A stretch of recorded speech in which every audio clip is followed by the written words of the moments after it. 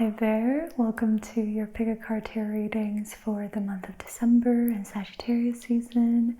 If you're watching this at another time, that is perfectly fine because these are timeless energy predictions. So the fact that you're here means you are connecting with the energies here. So just keep watching and follow your intuition to pick the right reading for you today. And I also want to mention that I've linked the Kazakh hair ornaments I wore in the last video here down below, as well as in the description box of that video. Thank you so much for all the sweet comments. The hair ornaments are actually from a family friend, and she has a small Etsy shop, so it would really mean a lot to me if you showed her some support. Now, let's get into a quick meditation to get centered before looking at the readings today. Get into a comfortable seat and close your eyes if you like. Roll your shoulders back. Now let's take 3 deep, clearing breaths, breathing in through the nose and out the mouth.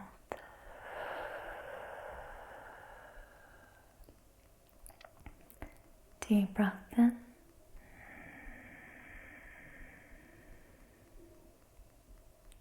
and out the mouth.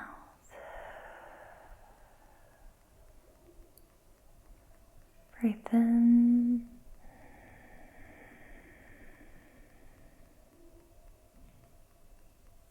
and out.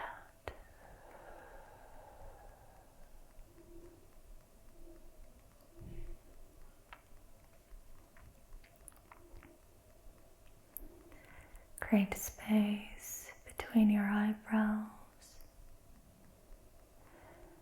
Soften your gaze.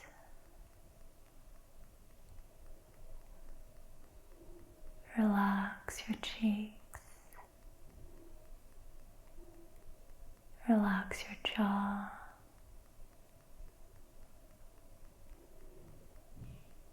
Relax your shoulders.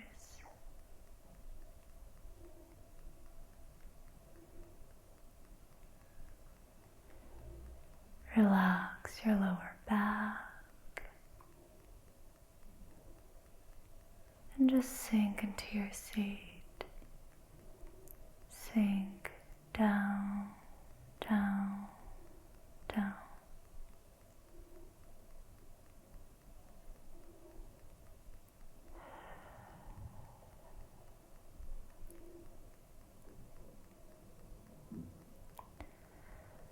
Allow your awareness to drift from your head down, down, down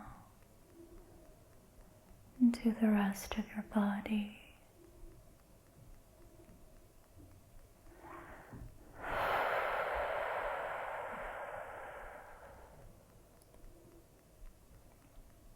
From here, I welcome you to set some intentions, and I suggest that you set the intention to take only what resonates,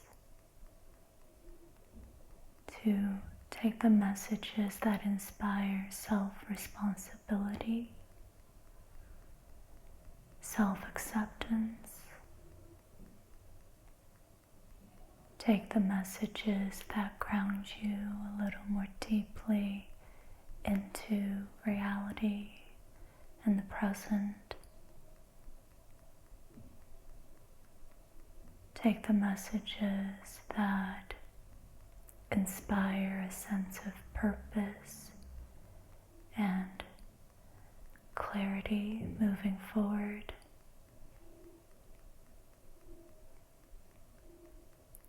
And leave the messages that don't resonate for someone else.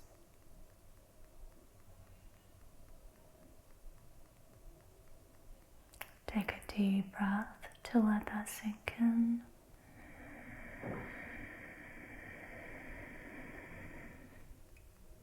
And out.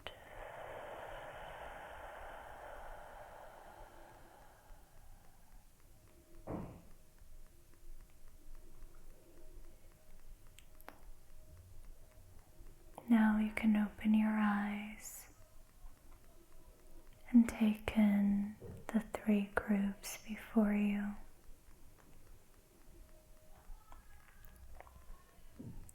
With a softened gaze and blurry vision,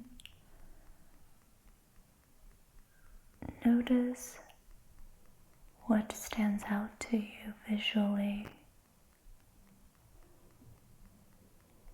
Are there any colors or shapes that stand out to you, or that you feel drawn to?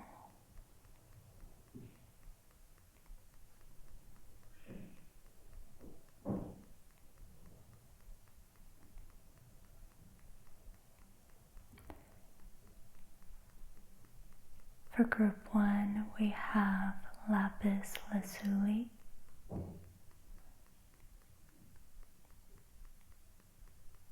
and the King of Cups.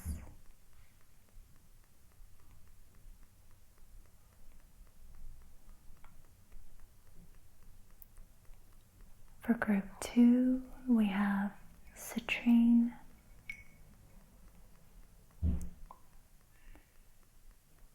and the Page of Pentacles.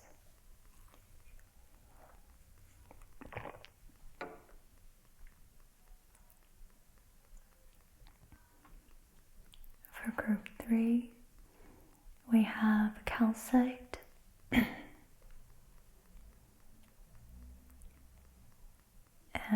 the King of Wands.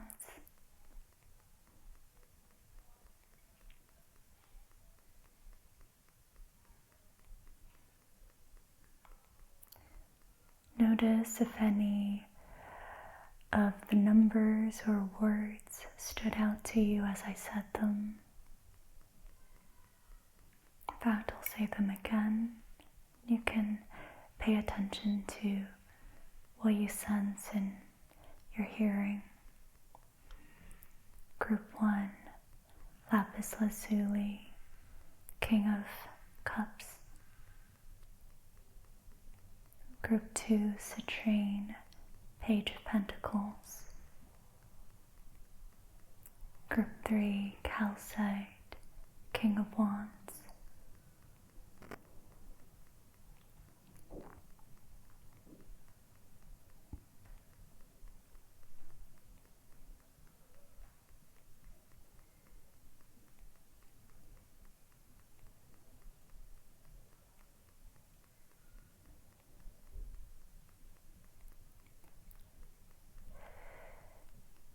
You don't have to think too hard. Sometimes we just know what we have to go with. So you might want to go with your first impulse. Since these are general readings, sometimes more than one reading might resonate, but just 2 different aspects of your life. So you can keep that in mind and listen to all 3 readings if you like.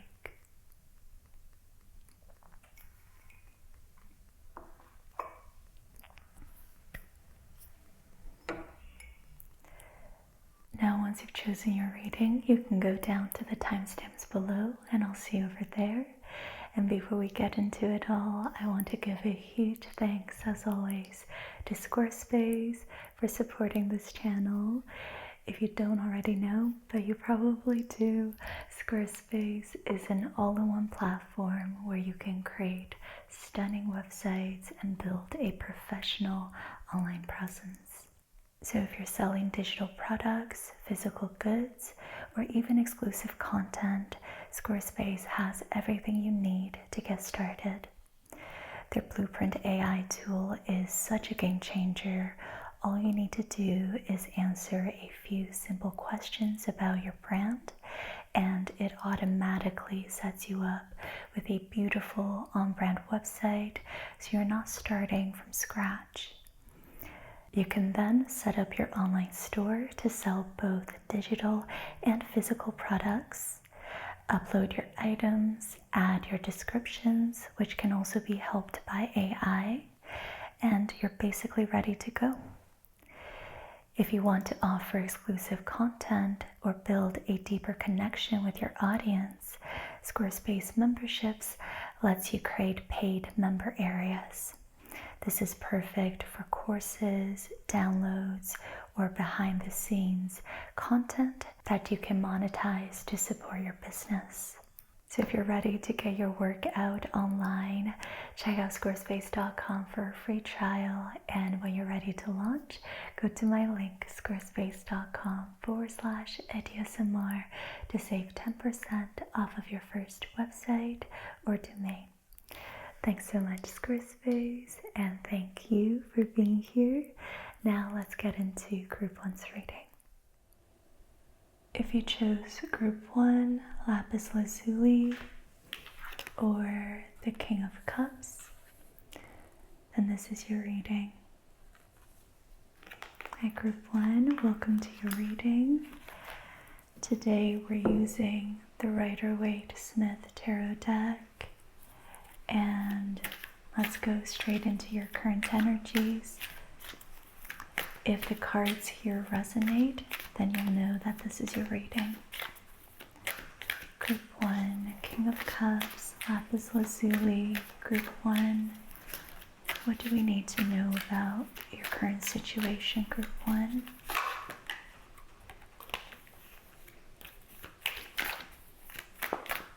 Group 1.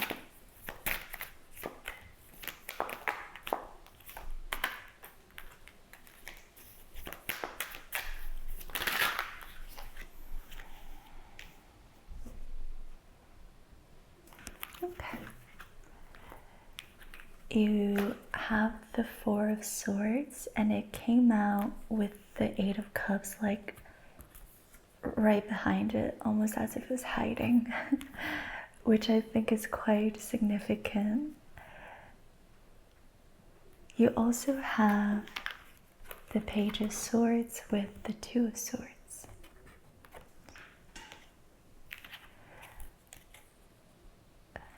What I'm getting from the Four of Swords and the Eight of Wands is it looks like you've been in a period of rest.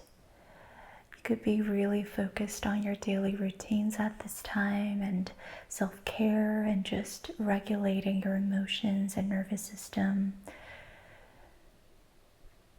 This, I just get the sense of quiet alone time.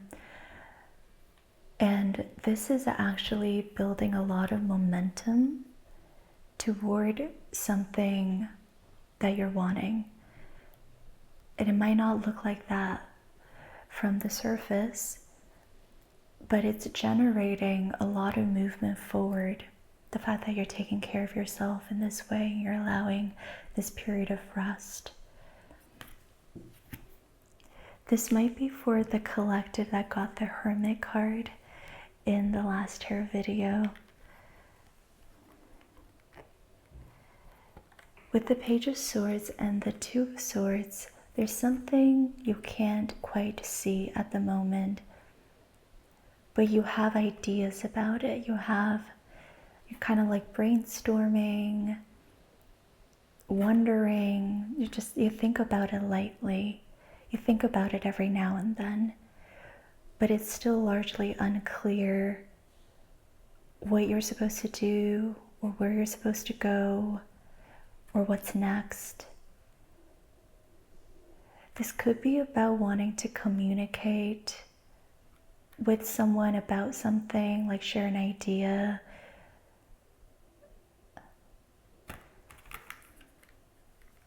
But I don't think you've taken action on that yet. You're just it's still an internal rumination as you're in this rest period with the Four of Swords.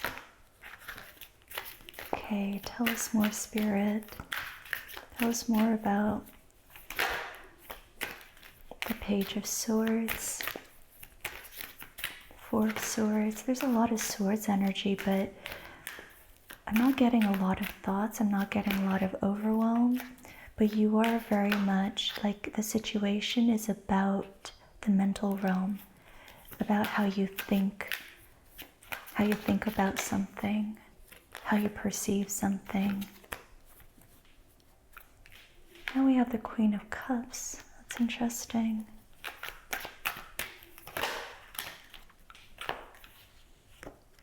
Oh. Okay, a lot of cards fell out. But this feels like a similar energy to what we've read before, so I'm going to keep them here. We have the Nine of Swords, Seven of Swords, Knight of Pentacles, and Two of Cups. It's like you've been on this really long and slow journey toward the Two of Cups, toward a connection that feels mutual and in alignment. This can be with another person, this can be with your higher self, this can be with a project, a creative project, or a career, a project within your career.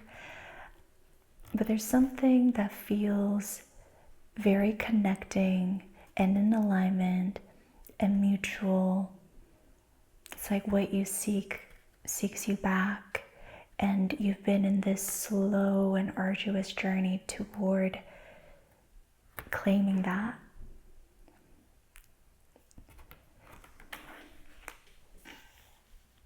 And recently you've had to really lay your doubts and fears to rest.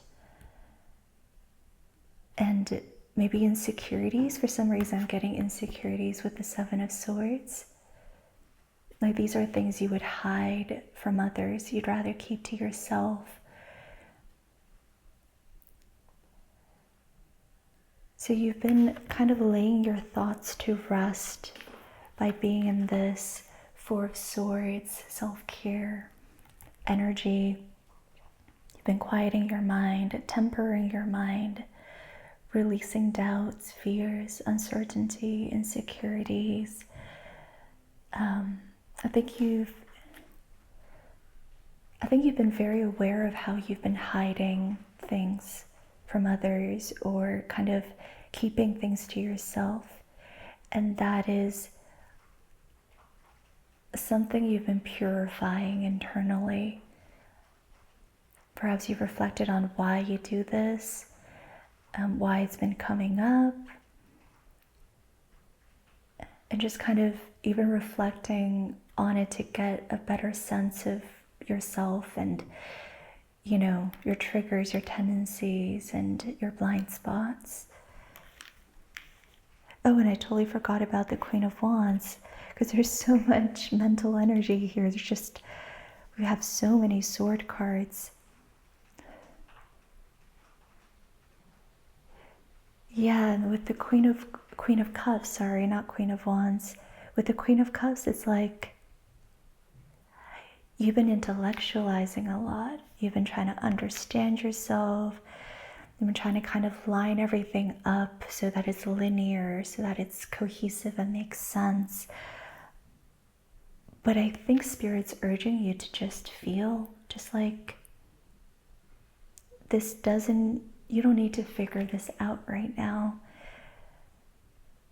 This doesn't have to make sense. This doesn't have to be linear and cohesive. You can just feel your way through it. Yeah, so it's like the sense of moving away from the mind and trying to make sense of everything. I assume you're someone who likes to intellectualize their feelings. Moving away from that place where things have to make sense and kind of just allowing yourself to flow through it all. Because I get the sense that you've been on this journey for a while toward this thing. And at this point, it just doesn't make sense anymore, and that's okay. You can continue to flow through it, feel your way through it, because there is momentum still. You are still moving forward. You are still building momentum toward getting what you want, whether that's a connection with someone, with yourself, with a project, with a goal. you are reaching greater and greater alignment and connection.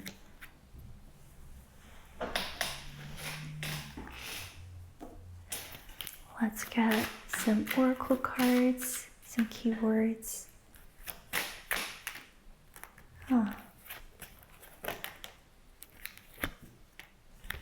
You have collection and collaboration.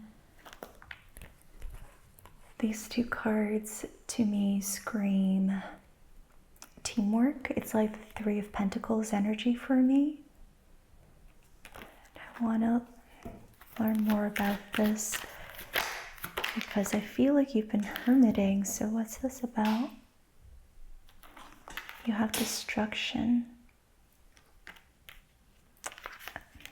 Okay, let's get some more cards. Maybe a message from the Work Your Light deck.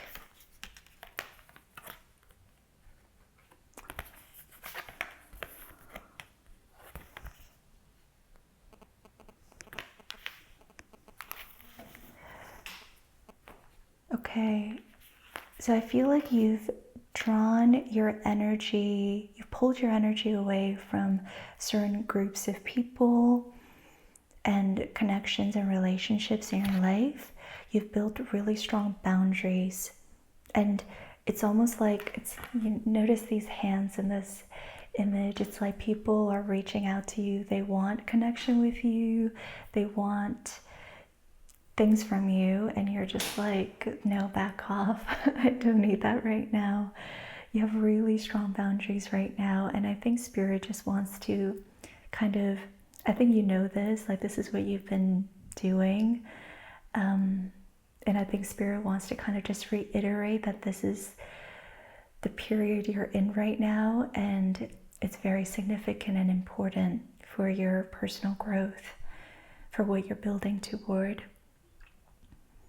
And you can keep going, like keep building stronger and better boundaries, keep saying no, keep refining your network. It's okay to be choosy and selective about who you want to spend your time with and who really deserves your energy at this time. So if that means burning bridges, by all means do it and trust yourself in that. Be extremely selective and choosy about who you want to give your time to. And if there is nobody worthy of that right now, it is perfectly fine to put all your attention on yourself, to just focus on cultivating your own energy, your own resources. Shine the light on yourself and get grounded. You have empath, highly sensitives, connect with nature. So there's something about this time that is, I keep hearing the word significant. It's really significant what you're doing here by taking care of yourself, prioritizing rest and alone time. And you're probably someone who's highly sensitive, who just feels a lot when you're around people and when you're in social spaces. And there's something really powerful about you drawing your energy in and not giving time to that. It's like you're not dispersing your energy anymore, and that energy then, that focus and attention then has to go somewhere, and it's cultivating something really important internally, like within your identity, within your creativity. It's like you're drawing your energy in and it's fueling something incredibly powerful within.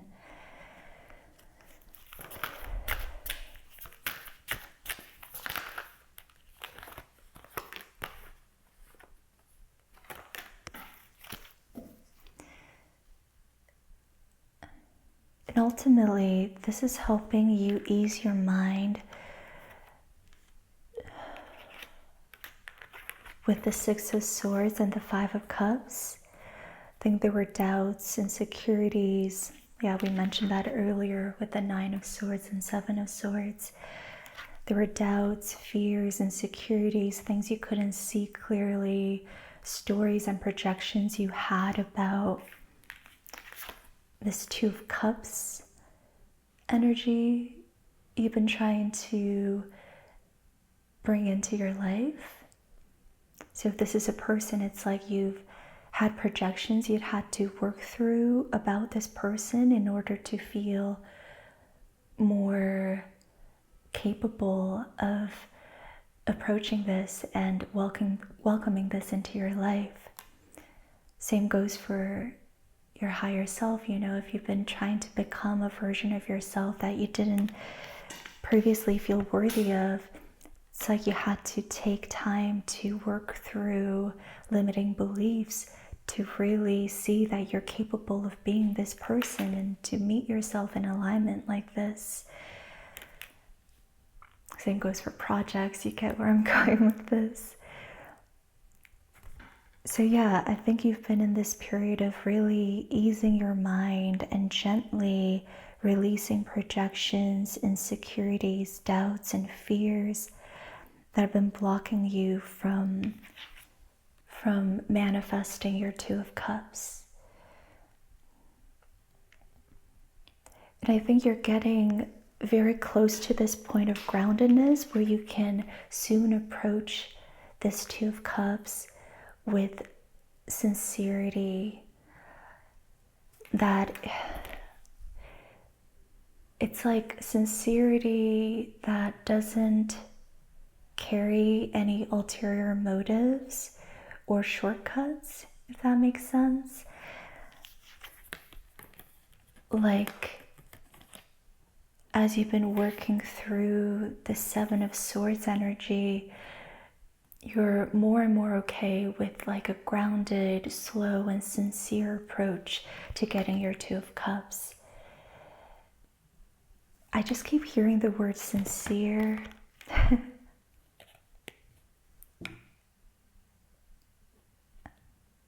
Yeah, it's like you're letting go of expectations and fantasies, and you're just kind of you're learning to see this more and more clearly in a grounded, realistic way.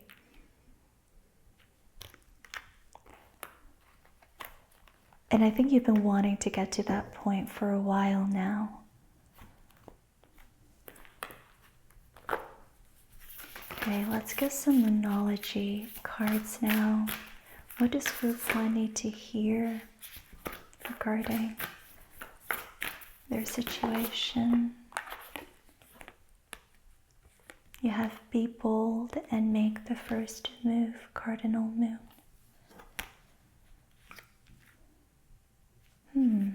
Tell us more. You and your loved ones are safe, New Moon in Cancer.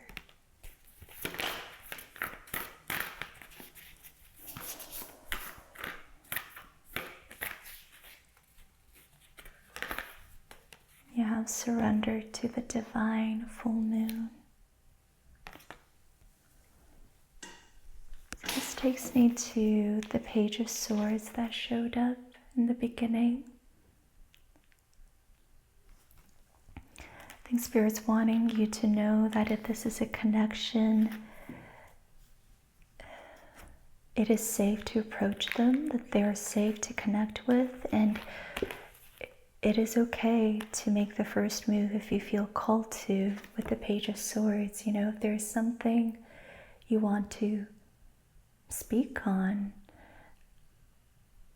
you can be the first to communicate.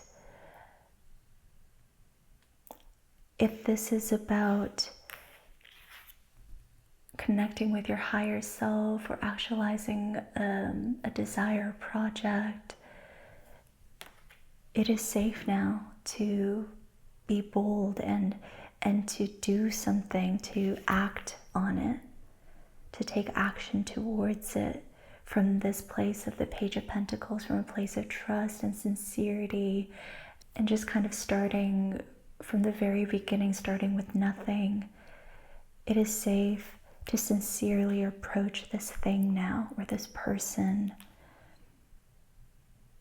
And in doing so, that might feel like you're surrendering to the divine, that you're leaving something to trust, to the unknown. That you might have to take a leap of faith in this, and that's what's so powerful about it.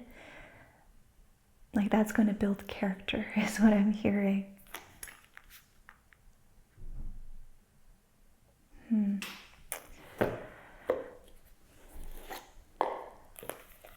Now let's get an archetype from the wild unknown.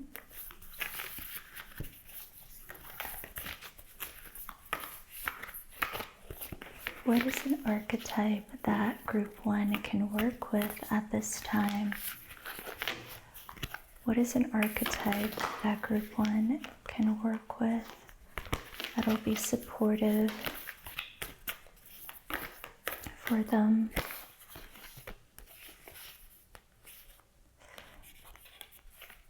You have the temple. I think this is about self-care, about your body. Spirit's going back to the Four of Swords energy. Your body is your temple. Don't forget that this is your number 1 priority. Taking care of yourself, resting, remaining balanced and regulated, feeling safe in yourself, in your body, your mind. Your body is your temple. You are your temple. Worship yourself first and foremost. Yeah. So if you do choose to take that leap of faith, surrender to the divine, and make a move toward your 2 of Cups, don't forget about everything you've built up already in terms of, the stability you've reached within yourself and the boundaries that you have in your life. Like, don't let this fall to the wayside. This still has to be your number 1 priority. Remain grounded, have strong boundaries, prioritize self-care and emotional regulation. Remain centered and focused on yourself, even if you take this leap of faith, even if you make this move toward your desires. Let's get another archetype. Oh.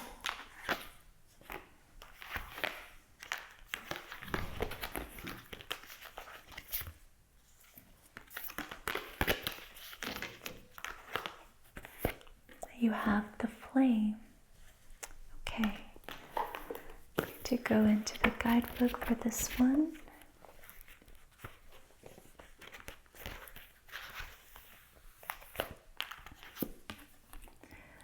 Also known as the fire, the spark, the glimmer. In Sanskrit, the word for fire is Agni. The ancient yogis saw this flame at the center of the abdomen and believed it to be responsible for our vitality. When it is lit, we are connected to our purpose and sense that life is a sacred gift. It is said that those who cannot see the sacred around them have let their inner flame go out. Think of this card as a call to reignite that fire, to cup your hands gently around those things you've forgotten and protect the flame, no matter how harshly the winds around you blow. It could be an inner archetype that begs you to light its wick. It is likely that the poet, the mystic, or the shaman would call to you with the language of the flame. When light, this is health, mental clarity, good digestion. When dark, it's excess heat and anger, complete darkness. To go deeper, you can look into The Light You Give Off by Rumi.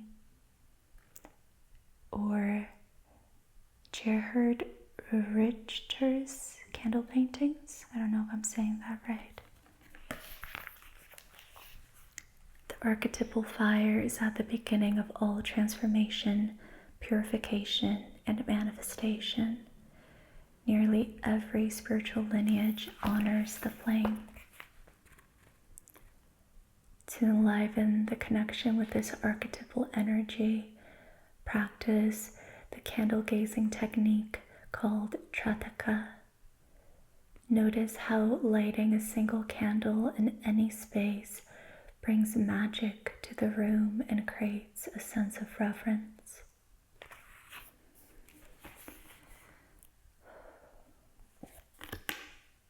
So I feel like there are two messages with this archetype. One is what I was getting from the Get Grounded card and boundaries. It's like now that you've pulled your energy away from situations and connections that used to drain you, and you've pulled that energy back into yourself, it's like you've been cultivating this flame within, and it makes you so incredibly powerful and magnetic and creative. And Spirit is urging you to make this your number one priority, regardless of what happens moving forward. Don't forget about this. This momentum is so important. This is also, the Eight of Wands energy from the beginning. By resting and being in your own energy, you've been cultivating so much momentum and creative drive. Don't let this go. Don't compromise this. This has to be your number one priority, regardless of what happens moving forward. Another thing is, I think Spirit's encouraging you to be bold and make the first move toward your Two of Cups, regardless if this is a person you want to be connected with, or a project, or your higher self. It's important that you take action towards this now or in the near future, because you need to cultivate this flame before it goes out. If you feel that this is important to you and it is supportive on your journey of becoming, make sure you protect this flame and cultivate it or rekindle it. And I'm hearing the choice is yours. It's like you have to decide if this flame is important, if it's important to you, important enough for you to rekindle. And I think when I say that, I'm speaking to a connection. So if this resonates as a connection, you have to decide if it's important enough to you to rekindle or to nurture. Yeah. And if this is about alignment with your higher self or with a creative project, I'm hearing now that you've begun cultivating your inner flame, you've pulled your energy back in, and you're building all of this creative momentum within, you can now take action with that energy.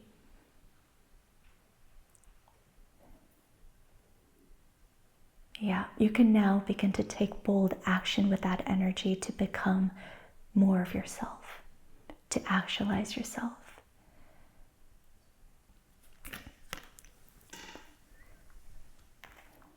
Okay, and now let's go into your future energies. Group 1, future energies. You have the Hermit. There's more hermiting to come. And a reverse Seven of Cups. I feel like you're going to make a decision on something. Something is going to become clear to you in the near future. Yeah. Ace of Wands, and you're going to feel the call to take action. Tell us more.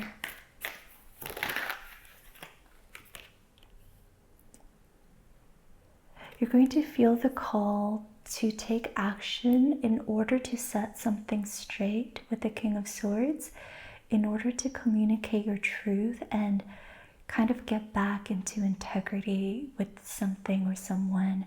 And it could be in regards to this Two of Cups. I'm hearing set the record straight. This could feel like you're going you're going to speak your truth somewhere, maybe on social media, and it's going to feel like you're setting the record straight. This could be having a conversation with somebody and speaking your truth and kind of feeling like you're getting back into alignment with that person.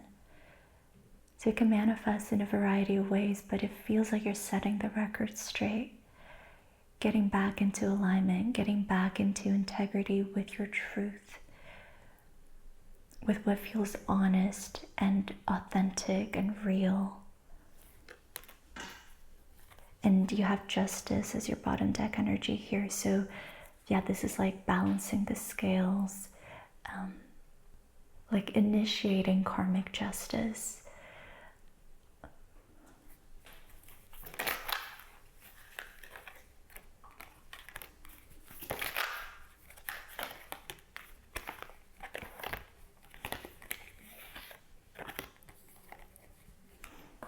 And then you have the Star and the World. There's something here about their nakedness that's really standing out to me. It's like you're going to learn to really show yourself, to express yourself openly, and to kind of shine, to softly illuminate and give people a better sense of who you are. I'm noticing the 4 elements here in the World card and how they're all facing the person in the center. It's like all eyes are going to be on you. People are going to kind of get a better sense of you, of who you authentically are. Okay, where was I? I got interrupted by a delivery. So with the Star and the World, I was getting the image of someone doing a double take. I feel like you're going to be seen and perceived differently in the future. You're going to be seen more for who you really are with the World card. Because the World card is about the card of self-actualization, completion, integration, lesson learned. So there's something here about people seeing more to you and kind of being stunned by that. So you're going to glow up and really allow yourself to shine, and that's going to blow some people's minds, you know? With the Star card, there's this, shining factor to this. Like you're going to glow up, you're going to learn to let yourself shine for who you really are, for your authenticity, your truth. It's something about keeping your energy to yourself, cultivating your inner flame, making more people drawn to you. In doing so, you're actually going to be more magnetic and powerful and star-like.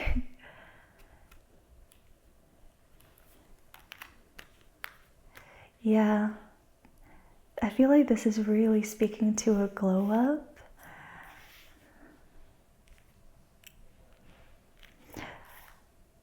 and about how you are approaching the most authentic version of you you've ever been. The most recognized version of you you've ever been. Something here about recognition and authenticity, people seeing you for who you really are, or you allowing yourself to be seen for who you really are, you allowing yourself to speak your truth and stand by your truth.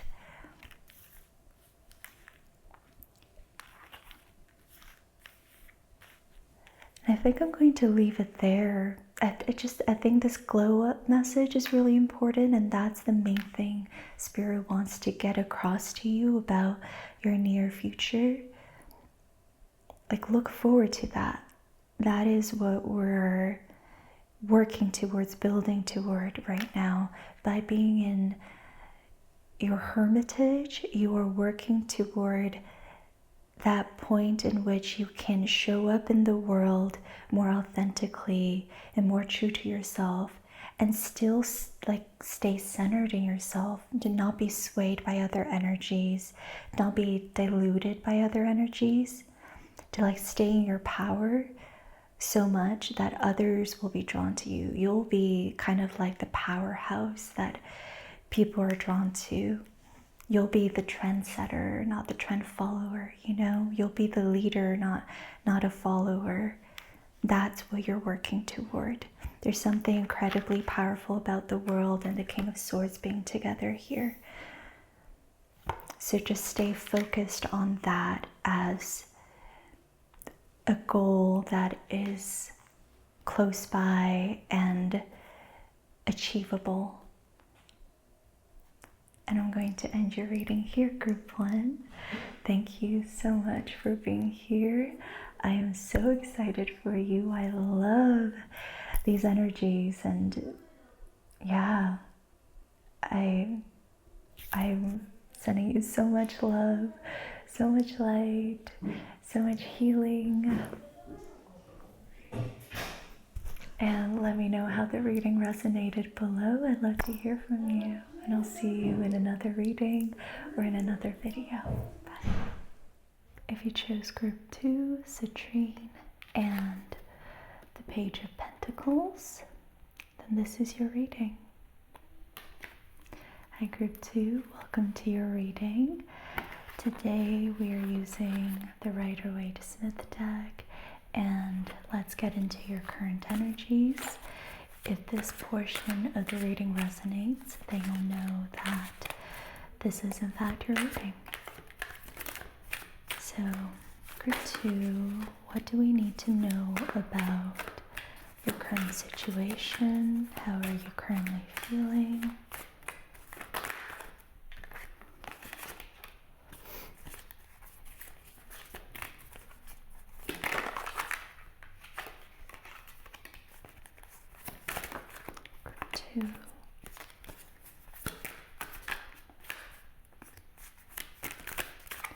Tell us more about the Five of Swords.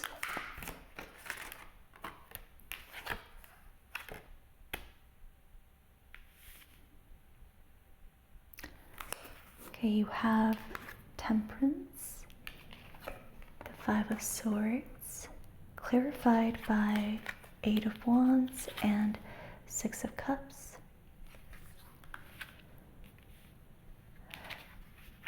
So there could have been a situation in your recent past in which you felt betrayed by someone or let down, disappointed. You could have had to turn your back on someone or a group of people. I'm really noticing how the guy is smirking in this image. So this could either be you or the other who left the situation feeling like they got the upper hand, and it was really like a form of ego protection. Like you probably, I think you had to turn your back on them in order to protect your ego in some sort of way. And I think since then you've been trying to temper your emotions and remain balanced. You might have wanted to reach out to resolve this energy at times, and I feel like you didn't because you wanted to remain tempered.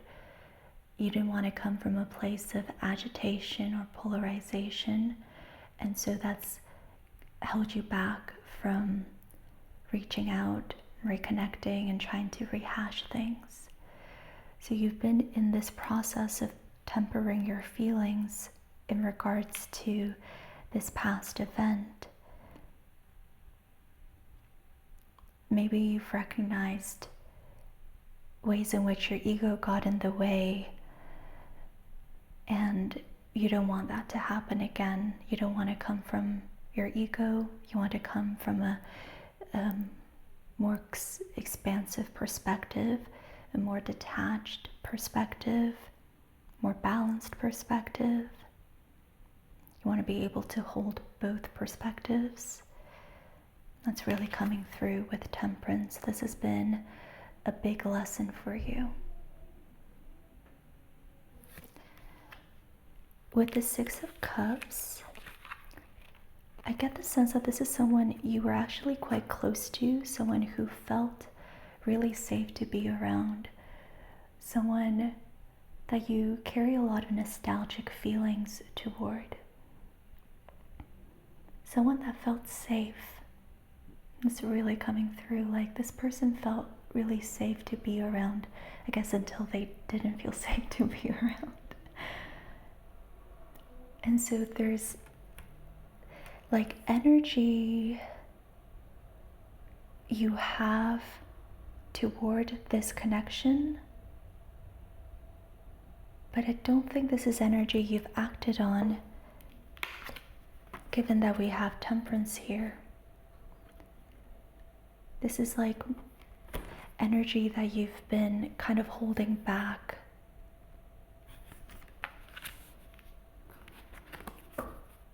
Okay, tell us more about the Eight of Wands. Yeah, you have Two of Swords. So there's energy you have toward this person, this connection, or toward resolving this past event, but you don't really know how to go about it. Your intuition's been sort of blocked regarding this situation, and so you've kind of just held back and given it space. You're very introspective about this.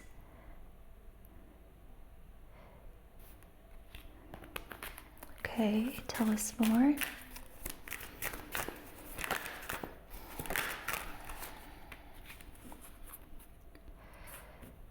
You have the Seven of Pentacles with the Lovers. So you've been letting this gestate. I think you've learned a lot with the Temperance card. You've learned a lot about holding duality, holding multiple perspectives, tempering yourself, and having distance from your emotions, that sort of thing. And you've been gestating on this, like you're letting the realizations come, letting them build your sense of self, sense of maturity regarding the situation, and you're sort of waiting for this to ripen to a point where I think you're waiting to feel ready to reapproach this. So that's coming through with the Seven of Pentacles, because ultimately I think you want an opportunity to align to a higher timeline with this person. You don't want to replay any of the old wounds or limiting patterns. You don't want to come from a place of your old self. You want to align to a higher timeline, act from your higher self, and bring this connection to its higher expression. So you're waiting for your maturity to ripen in a way so that you can bring this connection into its higher expression. And I think you're waiting for your higher self to kind of give you the green light to reapproach this connection. Yeah, wow. Major confirmation with the Devil reversed. Whoa. Oh, this is a huge confirmation. You want to release old patterns, old behaviors, tendencies, habits, ways of seeing yourself and the other. You want to release old attachments and projections. You don't want to project onto this person. So you're really taking your time to let all of that go so that you can come from a place of the Lovers. You want to see them benevolently, see them in their higher expression, see yourself as your higher self, and connect with them from a more loving, more open, more honest and authentic place. You want this connection to ultimately inspire more freedom for the both of you, not to limit you or hold you back. So there might have been projections at play in the past that led to disconnection with the Five of Swords.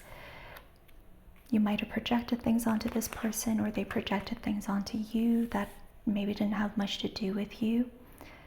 And that was what led to the disconnection. Maybe there were attachments involved that made things messy and egoic.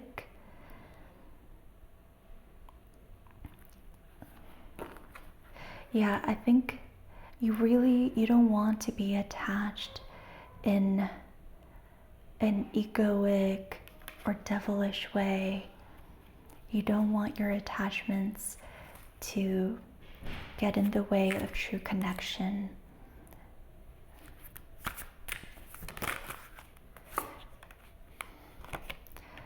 You want your karmic justice.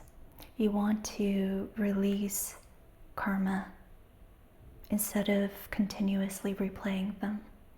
You want to learn your karmic lessons and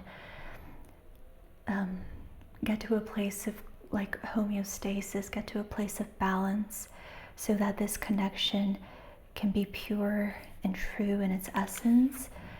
And that's what I see with the Six of Cups. It's like there was something really pure here before, something really innocent and loving and safe and homey, and you want to protect that. You want to get back to that. The Six of Cups with the Lovers is so beautiful. It's like you want that sense of safety, that innocence and purity from the Six of Cups, and you want a higher expression, a higher timeline with more freedom, more love, more connection, more truth, more honesty, more authenticity. This is so beautiful. Your intentions are really pure here. This is really beautiful. Okay, now let's get a couple of messages from the Work Your Light deck. What does group 2 need to hear right now regarding their situation?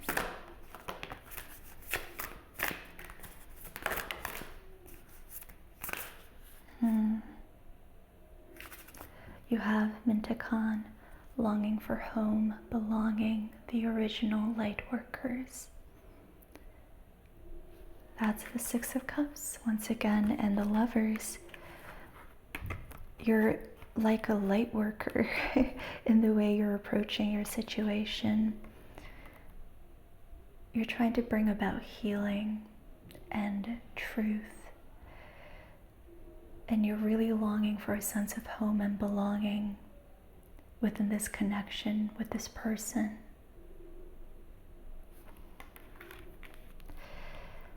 Spirit's also urging you to not take yourself too seriously. You might be a little too serious about this. You could be overthinking this. You have play, have fun, celebrate, don't be so serious. And you have to take a break, a life's work, not a season. Get off the treadmill.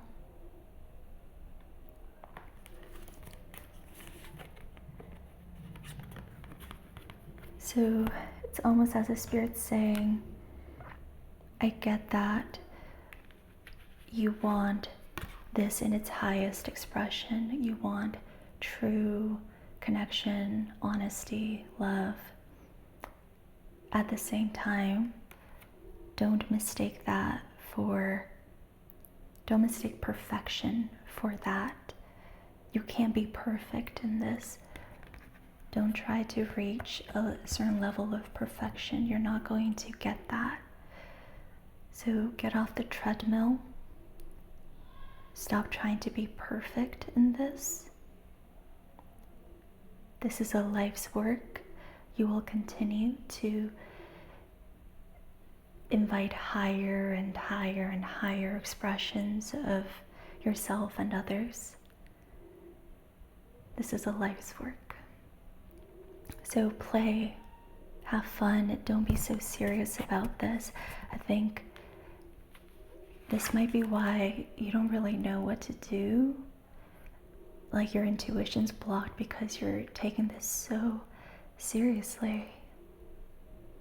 You're so afraid of doing the wrong thing or making a mistake.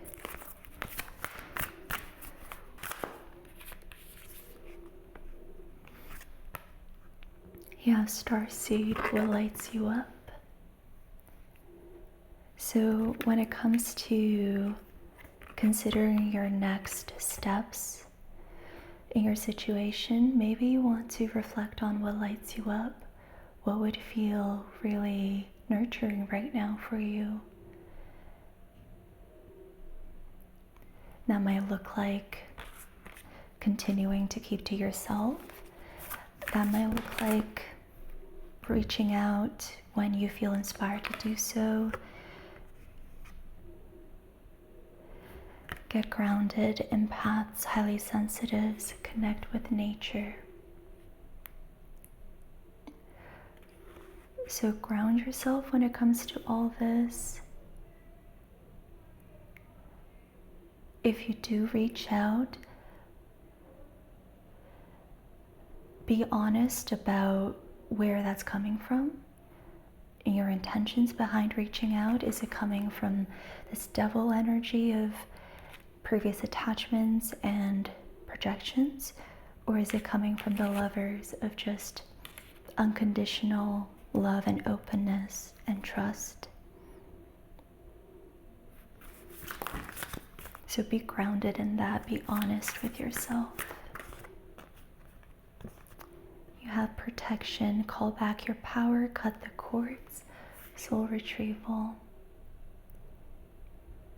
And regardless of what you decide to do, make sure that you stay with yourself. That you stay centered in yourself. That you're not giving your power away. That you're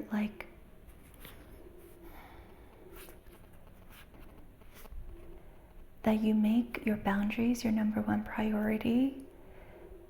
That you make you your number one priority. So no self-abandoning for the sake of connection. But at the same time,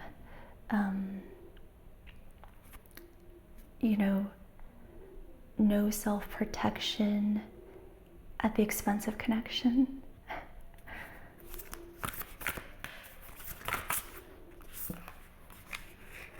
Council of Light, divine orchestration, helpers in the subtle realms. Oh, this is beautiful.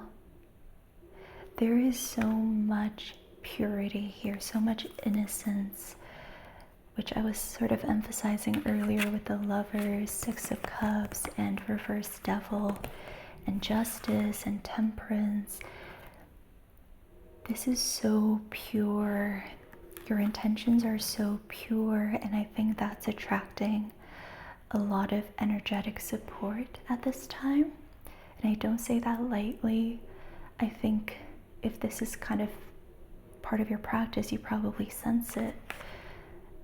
You probably sense your ancestors maybe, or spirit guides, or archangels.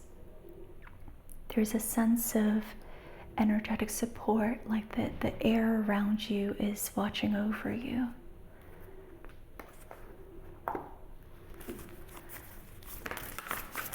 So you can ask for guidance if that's part of your practice.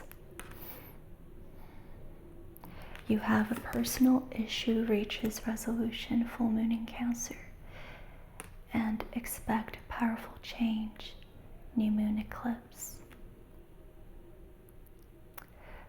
So I think an opportunity is coming where you'll be able to reach a sense of resolution with this,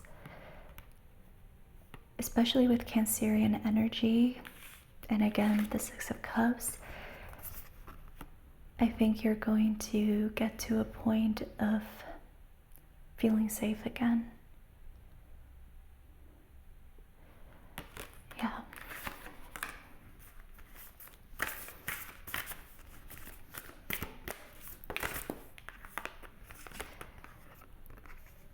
You have balance, spirituality, and practicality, full moon in Pisces. So again, get grounded, be realistic, protect your energy, make yourself your number one priority. Don't abandon yourself for the sake of connection, but also don't avoid connection for the sake of self-protection. Approach this realistically and maybe accept or entertain the possibility that the other person might not be on the same page as you regarding your intentions, or where you're coming from, or what you're wanting to get to. Like, consider that possibility that you might not get what you want out of this.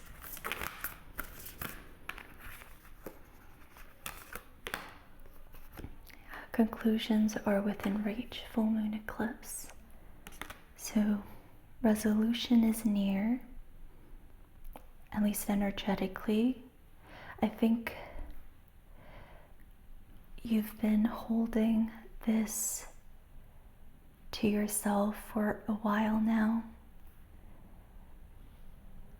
Like, I'm getting that this has been with you for many months now. Maybe even like up to a year. And so Spirit's now wanting you to know that you're near the end of this. Like, resolutions approaching, conclusions are within reach. Karmic balance is close. Lessons are mostly learned by now. And you'll soon be able to integrate a lot of this. Now let's get an archetype from the wild unknown. By the way, if you hear shakiness in my voice, or if you notice that I'm shaking, I'm cold. It's really cold here in Portugal at this time. And just put a blanket around my waist, hoping that that's going to warm me up a little bit.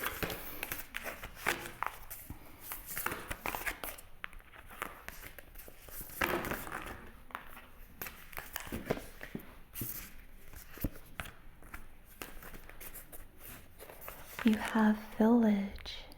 Interesting.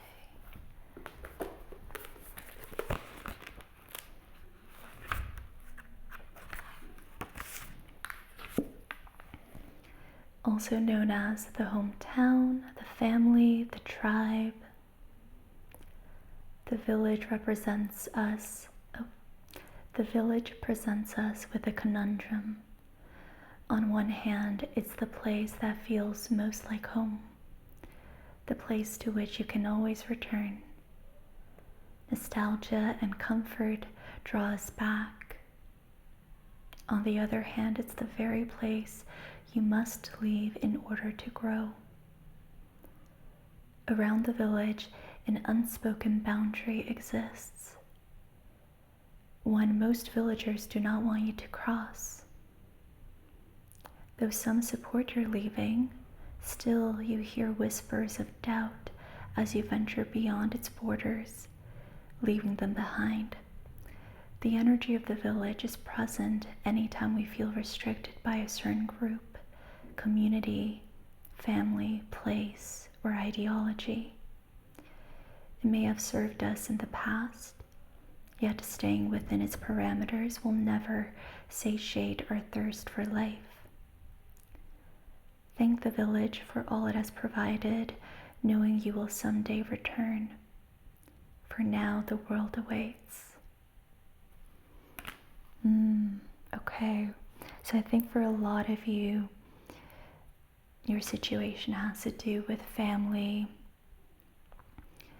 your community, your place of origin, your home, where you come from, or ideology from the past, and you've had to step away from it to kind of go on a hero's journey, and knowing that you were always going to return at some point.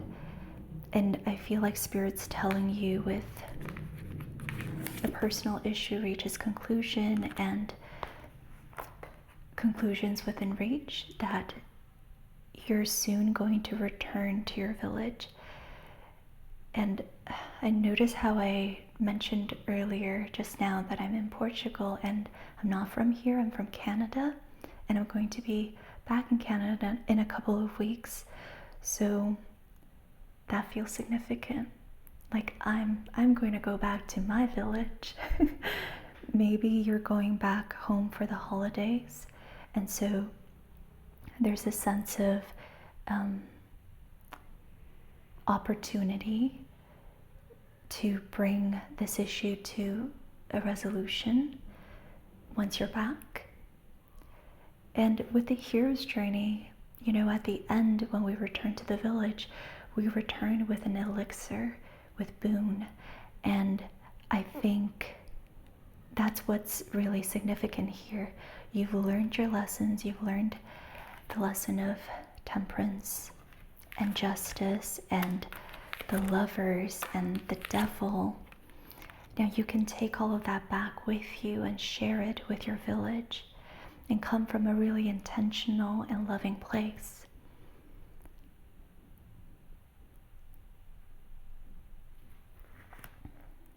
When light, this archetype is intimate, rooted, intergenerational, and communal. When dark, it's small-minded, gossipy, trapped, restricted. To go deeper, you can read Haruki Murakami's Hard-Boiled Wonderland and The End of the World. The village moves with you, as it is more of a mindset than a physical place. Returning to the village is as important as leaving it. This can be thought of as a completion or an integration of what you learned out in the wild. Yeah, there you go. So you're reaching this point of integration and completion with your situation. And another thing is, you don't have to take the village so literally. Maybe this doesn't apply to your family or your place of origin. Maybe it applies to, let's say, a romantic connection that feels like home, that brings up a lot of familiar patterns or familial patterns. Like maybe this is a romantic connection that used to bring up like your anxious or avoidant attachment patterns and abandonment wounds. So you've had to kind of walk away from it for a while in order to work through these patterns and projections that are really familiar to you. In that sense, like that could be why we had the village for you. It's familiar, these patterns. And in working through them, you can now return to this place of home. But it's not going to be like a haunted house anymore, you know, it's going to be a home that feels safe, that feels true and loving. So that might apply to some of you if this is in regards to a romantic connection.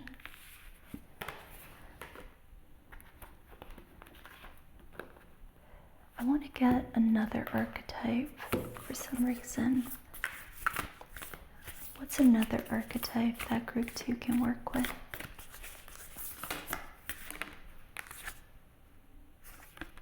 The box. Okay. Oh yeah. You have the box. So this is about getting out of your comfort zone. Spirit wants you to get out of your comfort zone. I think perhaps you've gone too comfortable being in this place of introspection and reflection and learning your lessons internally. It is now time, or it's soon going to be time, for you to exercise everything you've learned and integrate it through embodiment, through action. So with the box, begin to consider how you can get out of your comfort zone and lean into the unknown. The Lovers is about making a life-altering decision that propels you onto a higher timeline, that kind of opens up a big, wide door to more possibilities and freedom. But the only way we can access that is if we take a step that we've never taken before. If we make a life-altering decision and step into the unknown. And that's the significance of the Lovers. To choose love is to choose the unknown, to take a risk. So maybe it's time to take a risk, to do something where you are not going to know what the outcome will be. I think it's time to maybe take a risk.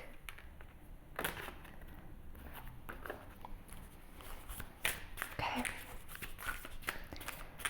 Now let's get some cards for your future energies. What do you need to know about the future? What sort of possibilities? Whoa. What might...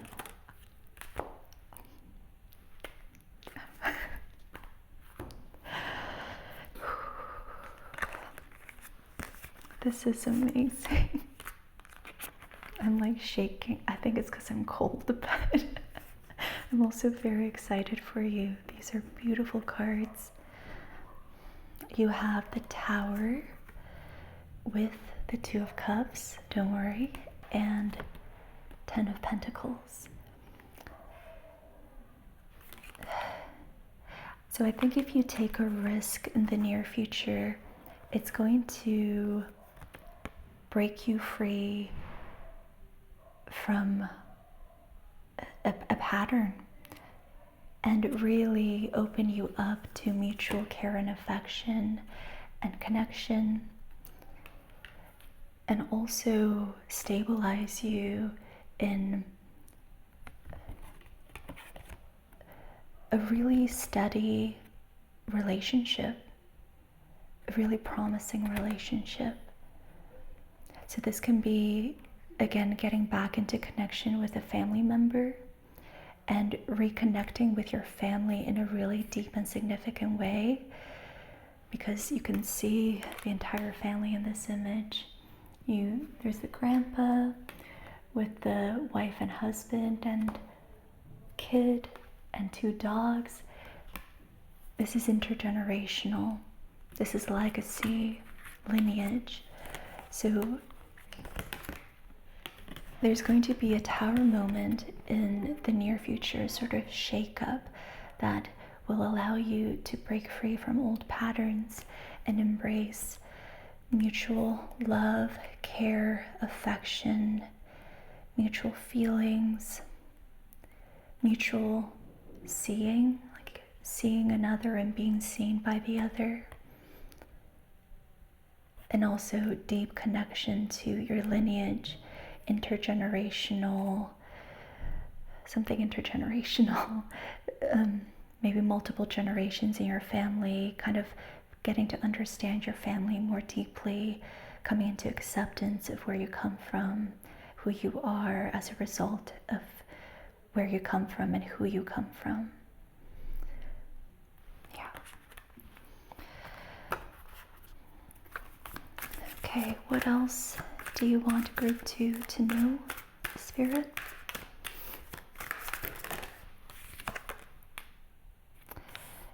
If you got the Hermit card in the last tarot reading video, this could be for you. You're going to step out of a period of hermitage. You're going to step out of a period of feeling alone as well, feeling like you've been on your own and you've had to take care of everything on your own. You're going to, there's quite a big contrast between the 2 of Cups and the 10 of Pentacles versus the Hermit. You're going to move away from a period of aloneness and loneliness toward connection, toward support, toward community. That's a big message coming through. So you're really going to be coming out of a period of loneliness, of feeling unsupported, like you have to have your own back because nobody else will.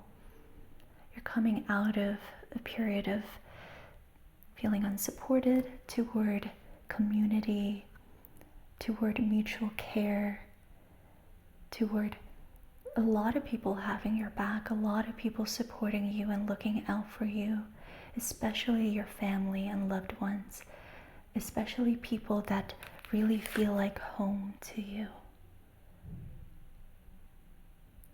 I think that's going to be really healing. It's going to help you kind of let down a lot of weight from your shoulders. It's that I can never get my idioms right in these readings. You're going to be able to take the burdens off your shoulders. And I'm going to leave your reading here, group 2. Thank you so much for being here. This was honestly such a beautiful reading. I love your energy, and I'm sending you so much love. So much love, so much light and healing. And I am so excited for you and what's to come. Let me know if the reading resonated, and I'll see you in another reading or in another video. Bye. If you chose group 3, Calcite, and the King of Wands, then this is your reading. Hi group 3, welcome to your reading. We are using the Rider-Waite-Smith deck, and I'm going to pull some cards for your current energies. If this portion of the reading resonates, then you'll know for sure that this is in fact your reading. Group 3, King of Wands, Calcite. Group 3. What do we need to know about your current energy?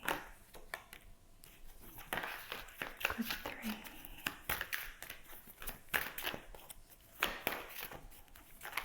Clarify. Clarify Page of Swords.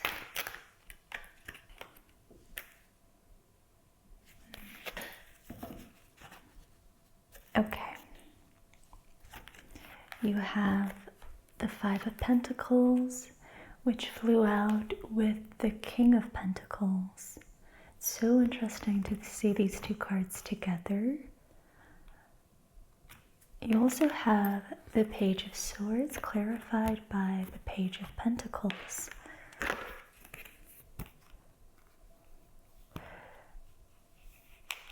There's a sense of feeling not good enough. The King of Pentacles here, I think, represents this self-actualized version of you that you are putting on a pedestal and trying to meet as a goal. This is the version of you that is confident, self-assured, version of you that makes a lot of money, is successful in what they do, is recognized and seen in their success, and there's all this energy blocking this from being a reality for you. This is the Five Pentacles, is the energy of feeling not good enough, feeling like you're lacking something, feeling like an outcast, an outsider, like you don't belong in a certain space. That for some reason is really coming out, like you don't belong in a certain space, and that space is like right there, right next to you, you know? So it can feel like perceiving yourself as a beggar and being right next to the church walls and seeing all the riches and resources that you're wanting within the church, but not feeling deserving of that. So there's both a sense of feeling really close to the version of yourself that you're trying to become, and also feeling so far from it because your mind is clouded by a sense of not being good enough, a sense of lack and scarcity.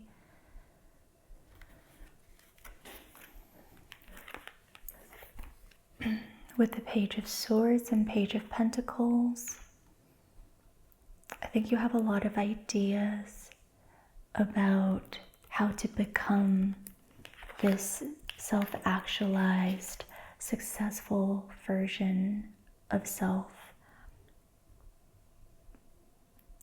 You have a lot of ideas about it. You also feel, again, like you're not good enough, like you're so far from it. Like you'd have to put in a lot of work in order to get to that. Like you're just a Page of Pentacles. It's going to take forever for you to become the King of Pentacles. As I say that, my throat is beginning to really hurt. So there's something here about self-expression and not feeling like you can express yourself properly or like creatively in the way you want. And feeling like you're going to have to put in a lot of work in order to do so. Like perhaps you don't feel skilled enough or resourced enough with the Page of Pentacles, but you have all of these ideas that you want to just make into reality.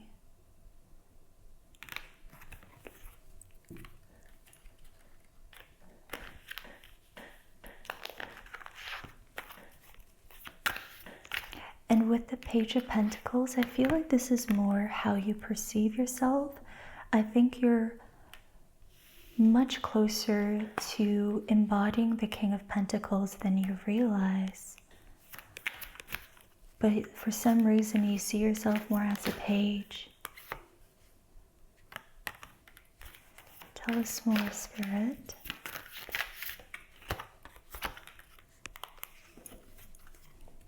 You have Justice and the Six of Pentacles.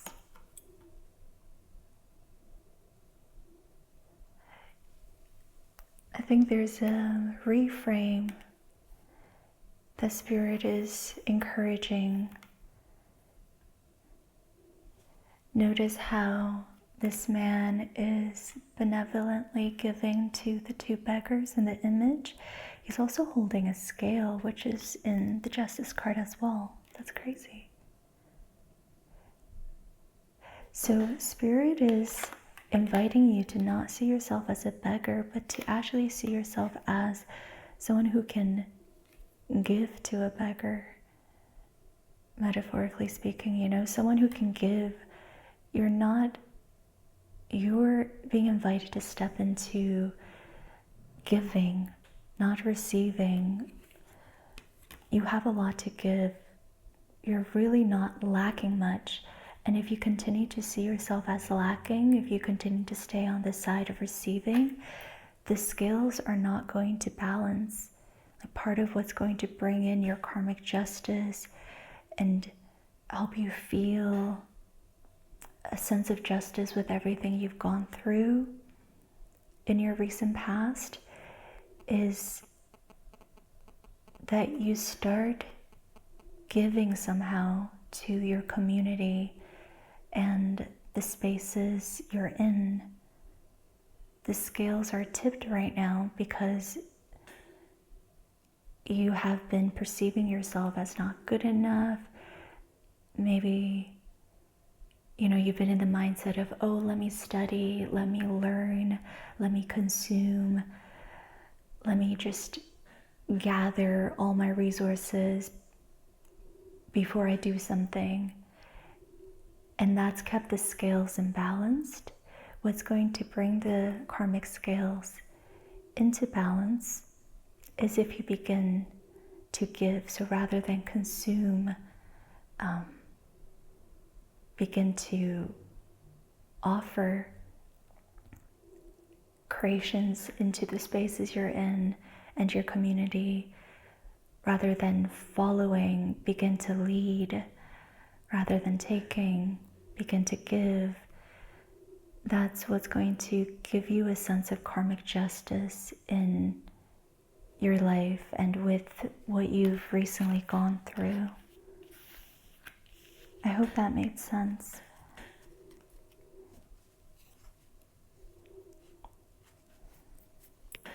So this is not a time to take, this is a time to give. You actually have a lot to offer your community and the spaces you're in.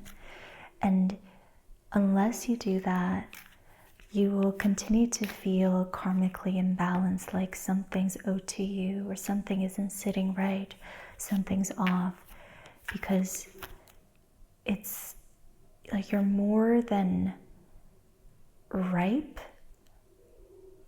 to embody the position of a leader, to embody someone who's a trendsetter rather than a trend follower, to embody someone who offers positive impact to the community and influences the spaces they're in, rather than someone who's just simply influenced, someone who just consumes.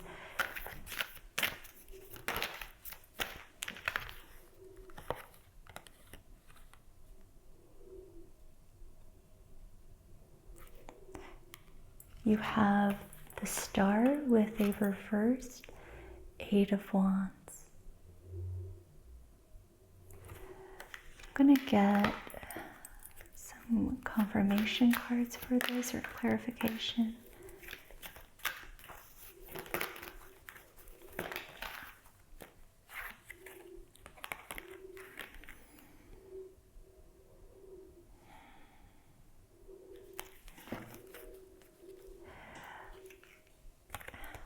I'm hearing something along the lines of your healing period is over, something like that. Like if you continue to stay in this soft energy of renewal, the momentum that's been building towards something good is going to kind of go in the opposite direction, if that makes sense.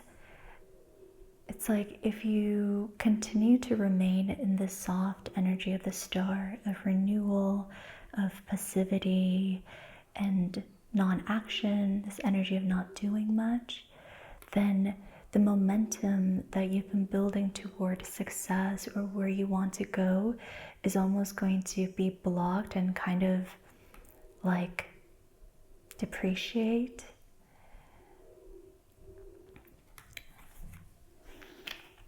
So yeah, you have baptism and tough shell as confirmation. With baptism, it's like,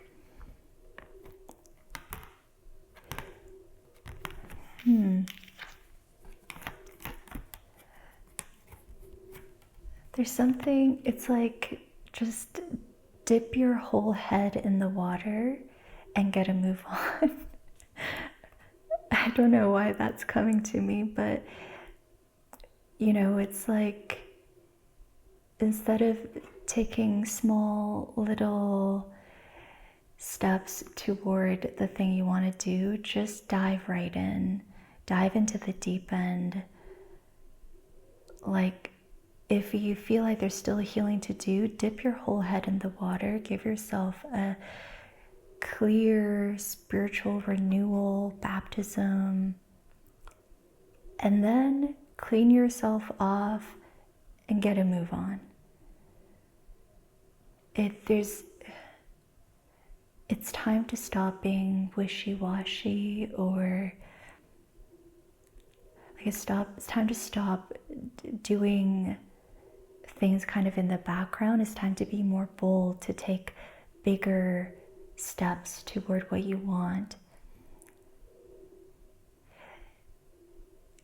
Yeah, I feel like Spirit's inviting you to be more intense about your process. I think you've been in the energy of the star in the recent past where you've been trying to take it easy and remain tempered. The Temperance card's coming to mind. I think you've been wanting to kind of keep everything in balance and make sure that you're not doing anything out of a polarized headspace. And I think that's been really good. It's been really good that you've focused on balance and temperance, and you've learned how to walk the middle path. And now with that as a resource, Spirit's encouraging you to kind of put the pedal to the metal. Is that the idiom? Put your foot on the gas. That's the energy here. Spirit's wanting you to put your foot on the gas, to what's the other, like bet on it. I feel like there's an idiom around that. To bet on what you want to achieve, what you want to do, how you want to succeed.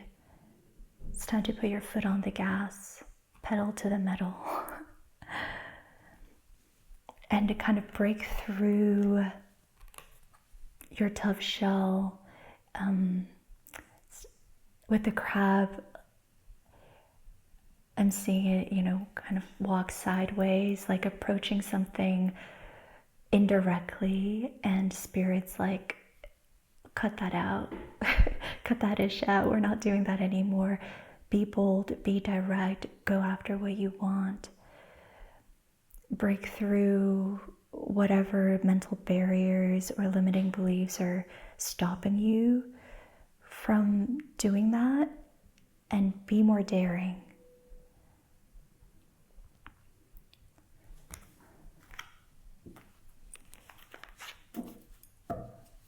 Okay, let's get some messages from the Work Your Light deck.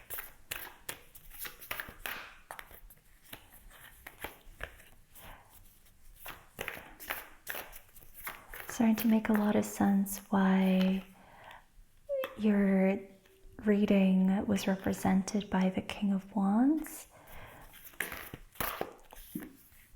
I think you're learning to become the King of Wands. Part of what's going to bring in the sort of success that you imagine the King of Pentacles to have, like what's going to bring in material success and recognition for you, is your ability to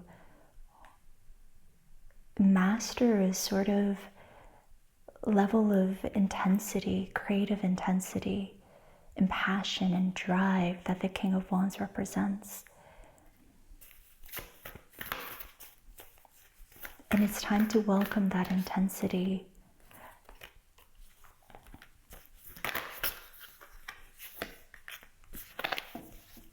You have warrior woman. Have you answered your deepest calling? Yeah.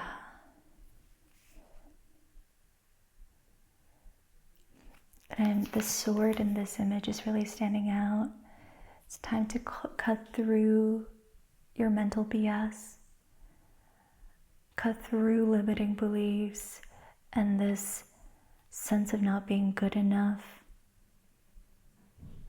And not in the way where you deny it and you pretend it's not there. I just think I get the feeling that you've been on this journey for a while now, that you've already worked through so much around this feeling of not being good enough. And you know where this comes from. You're very familiar with it. And at this point in time, you need to not entertain it so much. I don't think you believe it. I think you have enough foresight to hold space for it and not identify with it. And in regards to the situation we're reading about, you need to just not entertain it so much. Continue to hold space for it, acknowledge it, recognize it, give it warmth and compassion as it continues to dissolve in your system. At the same time, hold a sense of conviction and resolution in your goals and what you're wanting to achieve, and put the pedal to the metal and answer your deepest calling. Go after what you want in the most direct way possible.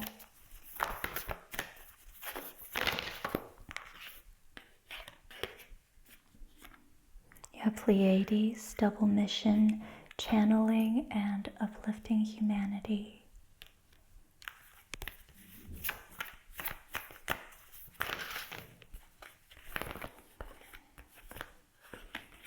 You have play, have fun, celebrate, don't be so serious.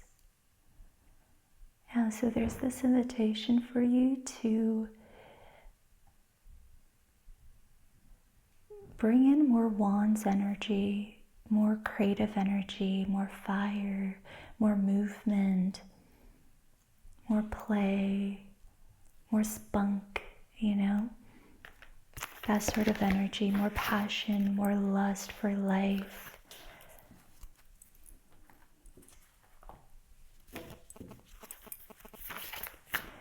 Let's get some cards from the Moonology deck now.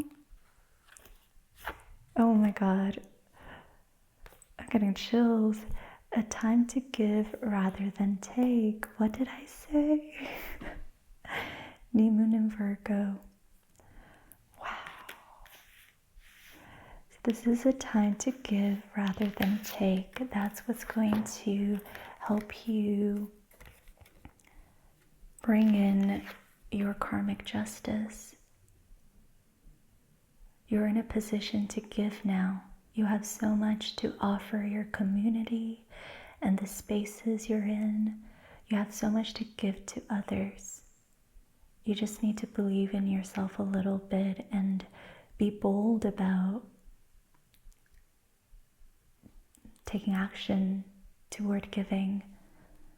That's how you bring in the karmic justice that you're wanting, which is you becoming the King of Pentacles. You, as someone who is successful, stable, secure, materially, financially, emotionally, someone who's steady, confident.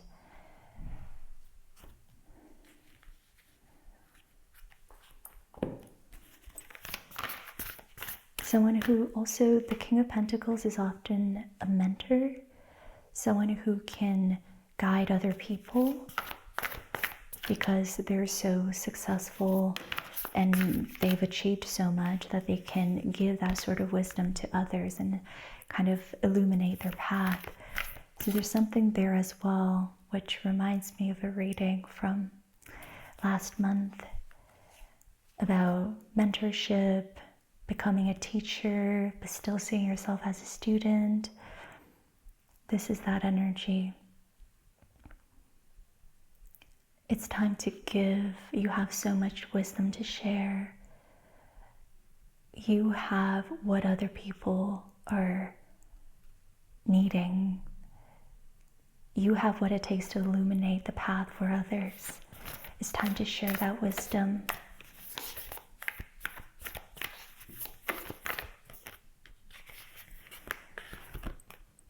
What do you need to release? Waning moon. Interesting. Tell us more about this.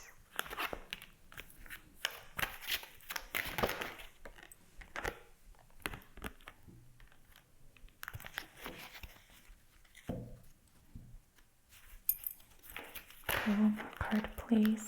Oh, okay.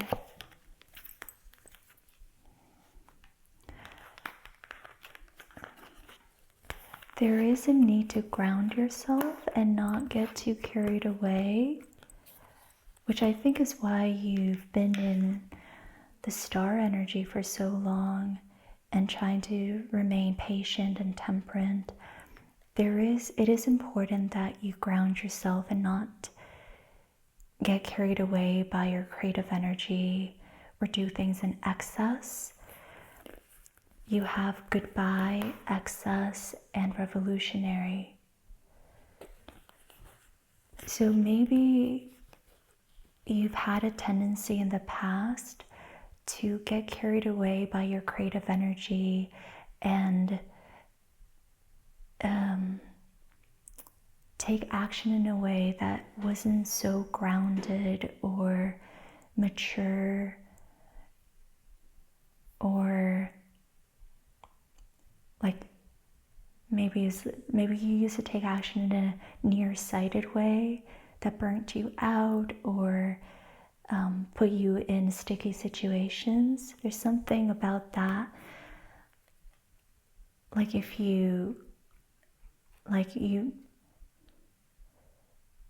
maybe you used to have a habit of getting carried away by your creative energy and acting on impulse and pure passion, doing things in excess that got you into sticky situations or burnt you out, or I don't know, like created scenarios that weren't in full alignment or integrity. There's something like that, like not being able to hold your creative energy properly and it's sort of taking over and burning you out.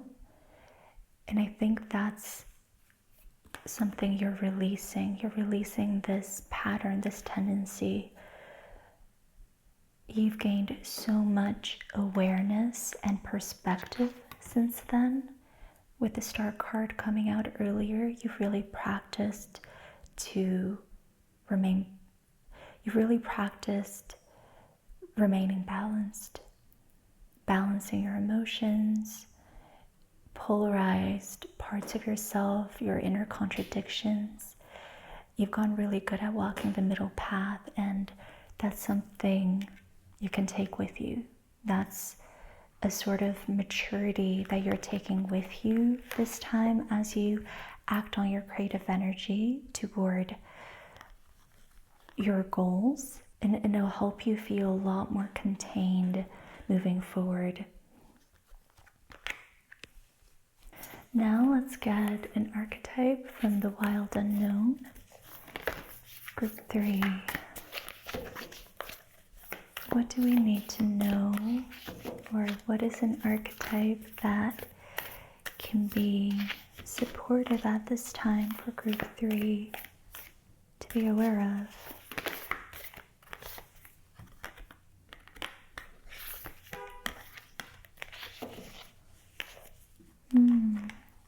you have the vessel. So there's that archetype of containment here. Again, not getting swept up by your passion, your creative energy, and doing things in excess, but rather bringing in a sort of maturity that you didn't have before, and learning to have containment around your creative energy, walking the middle path, but still expressing yourself freely. So containment is a really big archetype for you at this time.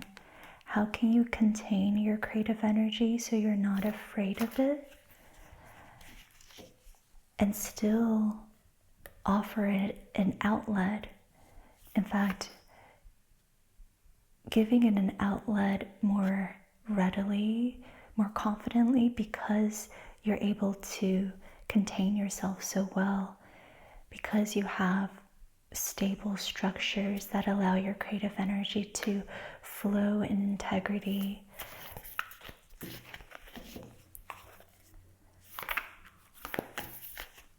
What else?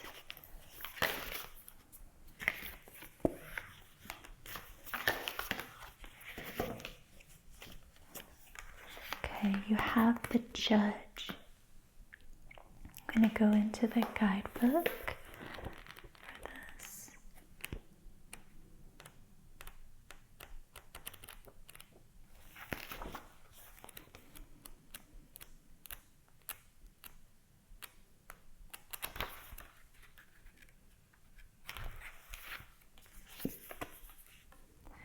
The Judge, also known as the critic, the diplomat, the advocate. The Judge has an incredibly important job.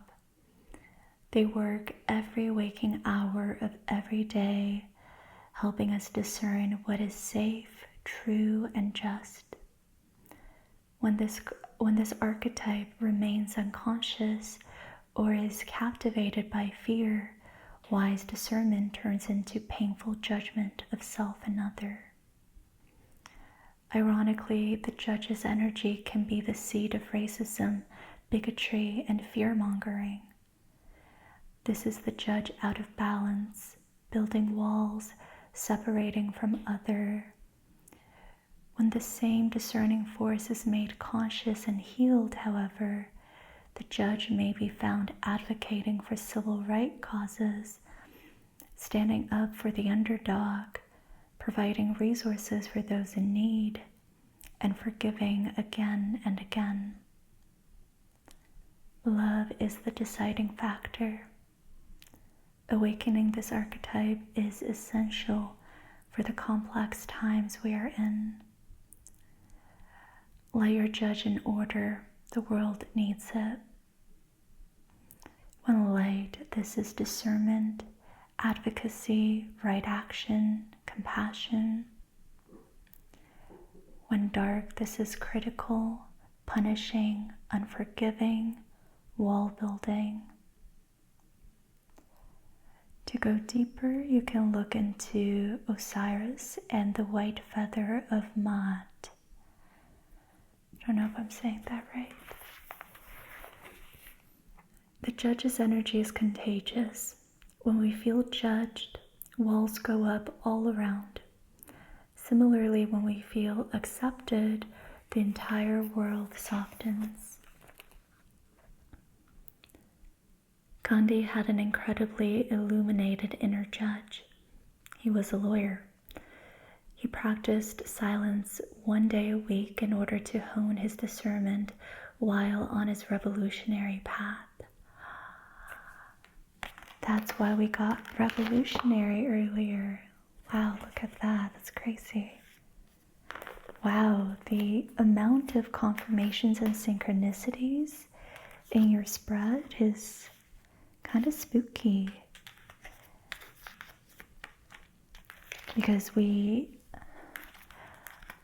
got the scales in justice and Six of Pentacles. I mean, the Justice card itself is about the judge and law, be it man-made laws or the natural order.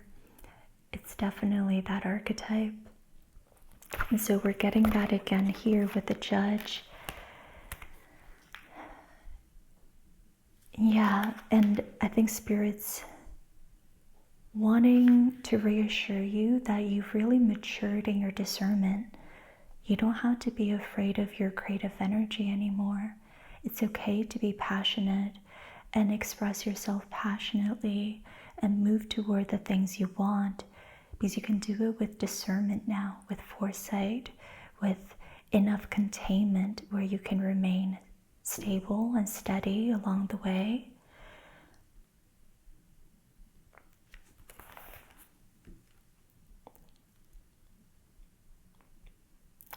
Yeah, and Spirit's encouraging you to move away from fear.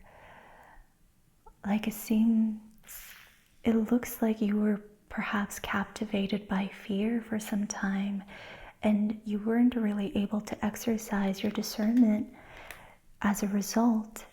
And so that's why the karmic scales have kind of been imbalanced. And you have what it takes to bring it back into balance now by stepping into the position of a leader, and also by giving to your community rather than receiving. And there's also something here about using your voice with the revolutionary, and I was feeling a lot of throat activation earlier.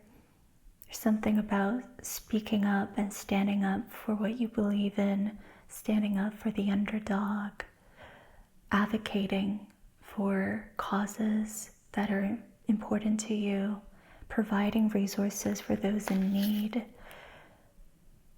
and maybe forgiving a situation, forgiving someone.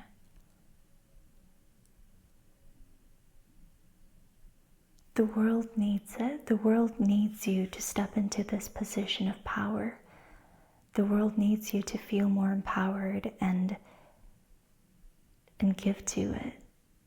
You have something you need to share. And it's almost as if it's like you owe it to the world now. Now let's go into your future energies. Group 3. What can Group 3 expect in the near future? Group 3. What can Group 3 expect in the near future? Group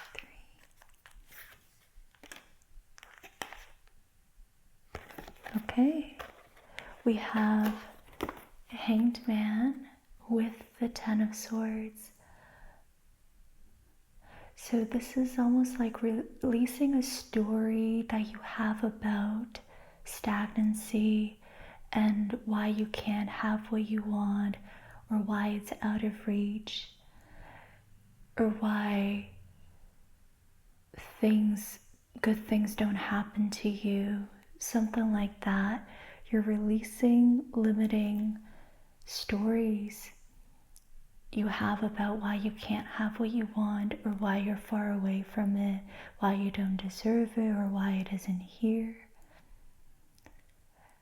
This also means you're letting go of a period of non-action. You're moving away from a period of non-action. Bottom deck energy is the Three of Pentacles. So you're moving toward collaboration and teamwork.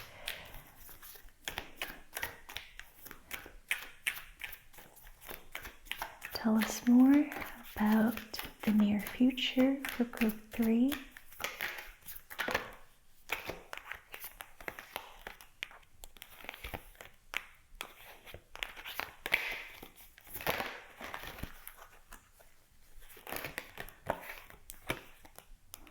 Oh, wow, okay. You have the Wheel of Fortune with the Page of Wands. These two came out together, And Tower with the 9 of Cups. That's a crazy combination.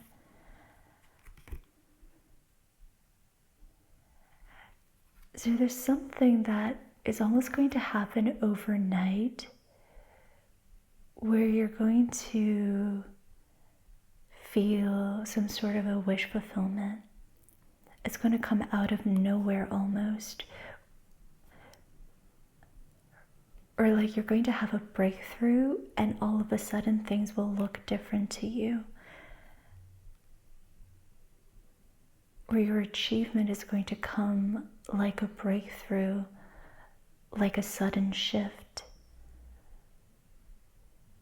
Your success might take you off guard, what's the word?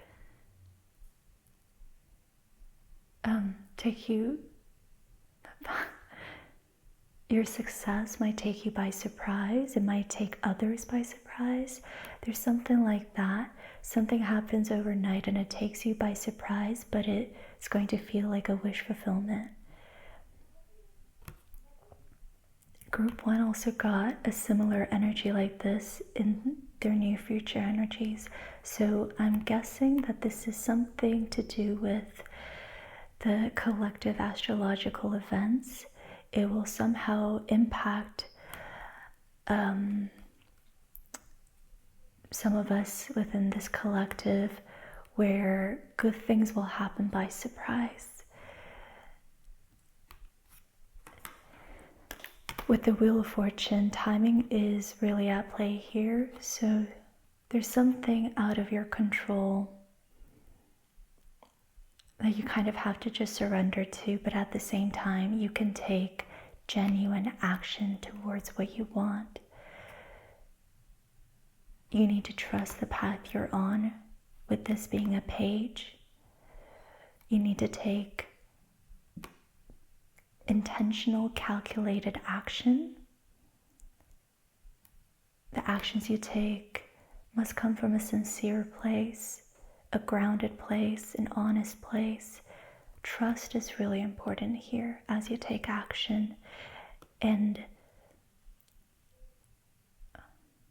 it's like you have to take action and at the same time surrender the timing of how things might unfold.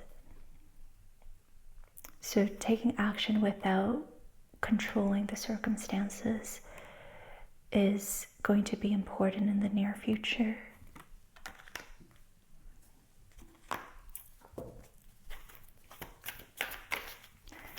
Okay, tell us more before we go. Yeah, teamwork, collaboration, mentorship, helping others out. That's in your near future. You're going to be working with others, maybe offering your wisdom, your knowledge, your expertise, giving to your community, giving to people who are wanting to learn from you and receive from you. That's definitely in your near future.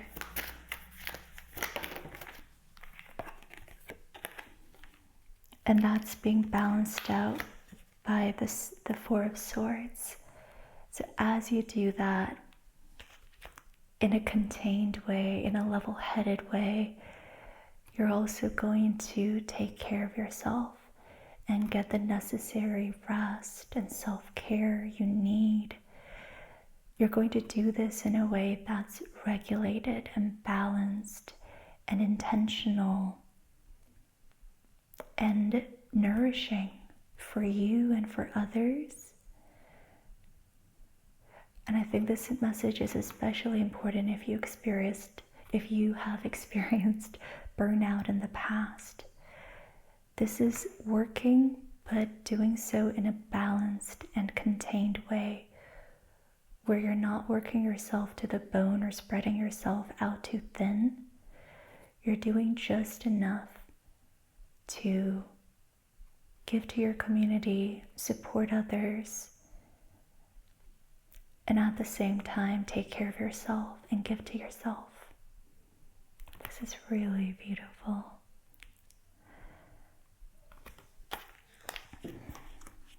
Okay, and I'm going to end your reading here, group 3. I really enjoyed your reading, and I'm wishing you all the best and sending you so much love, light, and healing. And let me know how the reading resonated in the comments below. I'll see you in another reading or in another video.